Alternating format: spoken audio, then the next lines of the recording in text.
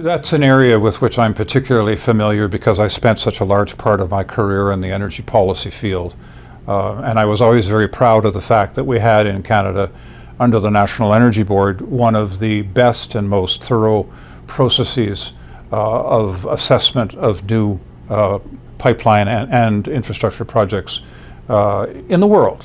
The National Energy Board, for people that were not familiar with it, was a independent professional regulatory body that was set up to provide expert advice to the government based upon the review of all the public interest considerations that were associated with a new pipeline. We're talking by public interest, I'm talking about the economic issues, the environmental issues, the social issues, the financial issues, and the broader feasibility issues. The National Energy Board was a quasi-judicial body, so it gathered information on the record, subject to cross-examination. It widely funded interveners so that every viewpoint was found. And then the National Energy Board had the authority to make a decision based on the evidence as to whether a particular project was in the public interest or not. And then it could certificate it. Well, the government changed the rules. And in fact, and then it ultimately changed the entire regulatory system. And it moved to a system in which the final decision on certification no longer rested with an independent regulatory body. It rested with the cabinet.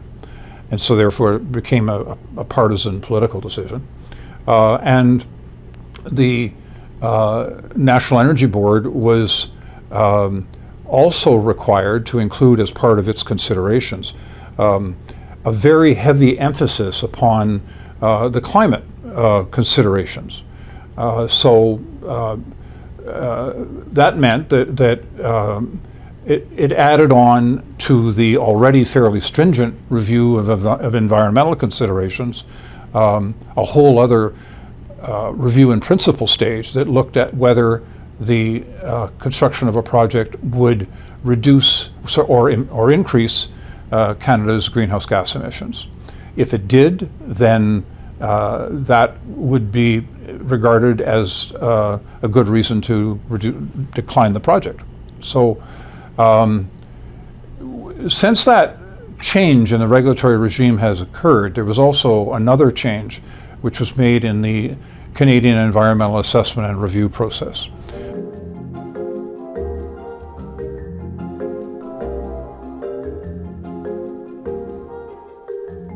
And the new Canadian Energy Regulatory Body, like a number of other regulatory bodies that deal with other sectors of the economy, is required to carry out environmental assessment according to much tighter standards.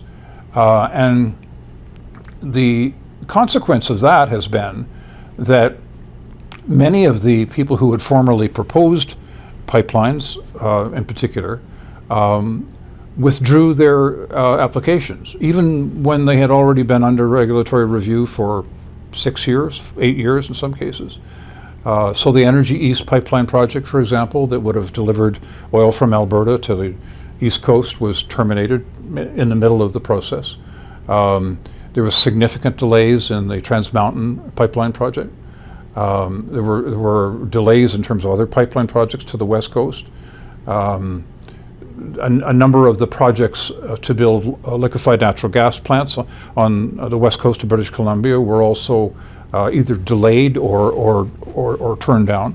And of course, it was not under the authority of the National Energy Board, but under the authority of other bodies that were responsible for reviewing environmental assessment and review. There were the Tech Frontier oil sands project was turned down as well. So, as you say, we've now ended up with a situation in which new hydrocarbon infrastructure projects, whether they're pipelines or oil production facilities, and ultimately projects like expansions of airports to add additional runways will be considered something that has to be reviewed in terms of its potential assessment, or its potential impact on greenhouse gas emissions. That fits into one category, but then there is this other category, which one would assume would be the same, which is offshore oil and gas. And instead of declining to issue a permit based upon exactly the same considerations as are now being applied in Alberta, the federal government has approved the Bay du Nord project. Well, I happen to be, very pro-Newfoundlander because I spent a lot of my professional career visiting there, and I'm pleased if for the sake of Newfoundland they've got that economic development opportunity. But it displays an inclination on the part of the government to make distinctions, in terms of politics rather than in terms of the objective data. I mean, you can add to this, and the federal government also banned offshore oil traffic by tankers off the coast of northern British Columbia. It didn't do so on the basis of a objective assessment, a detailed engineering or safety assessment of whether the increased shipment of oil and that would lead to an increased risk of spills, or what the effect of those spills would be, or how difficult it would be to clean up the spills if they occurred. It just did that for political reasons. Under the Justin Trudeau's first government,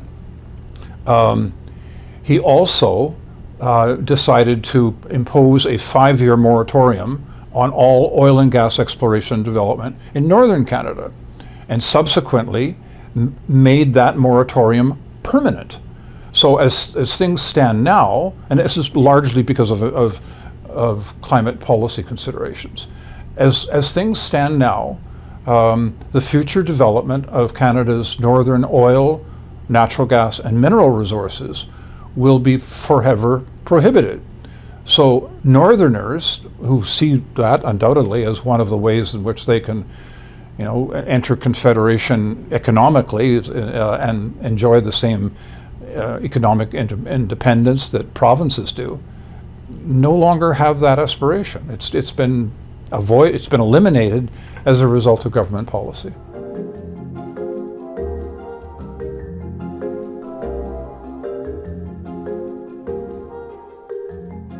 Well, it'll be more of what we've already experienced, I'm afraid, and the largest impacts to date have been as a result of the additional costs that has been associated with the elimination of coal-fired power plants in Ontario, in Alberta, and increasingly in Nova Scotia.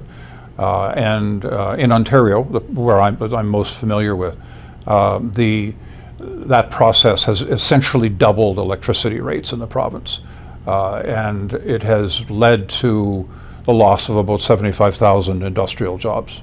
But that process has not ended. Ironically, even though they've doubled the electricity rates in Ontario for homeowners and consumers, small business, they've shifted a significant portion of the costs of using more wind and more solar energy onto the taxpayer. $6 billion has been transferred onto the taxpayers, and that goes on every year, because the Ontario government knew that if they passed that on to consumers, they would so raise the cost of electricity that it would drive a lot of the industrial plants out of the province, and so they didn't have didn't want to see that happen, but they've imposed the cost on consumers. I'm not as familiar with what the increased costs are for Alberta, but I know that they're very significant as well. So that's been one of the most important things. The loss of the foregone revenues as a result of not proceeding with major oil and gas production and transmission facilities has been astounding. I mean, I don't have a ready number to give you, but almost every one of those pipeline projects would have involved somewhere between $10 and $12 billion in investment during the construction stage, and of course billions of dollars in income that would accrue every year that they were operating. The oil sands projects were as large or larger. The absence of the pipeline capacity has also had adverse impacts on producers, because with limited physical access to export markets, Canadian heavy oil producers have found that their oil in the mid-continent area must sell at a discount. And from 2010 to 2018, the results of that discount was a loss of about $40 billion for Alberta producers.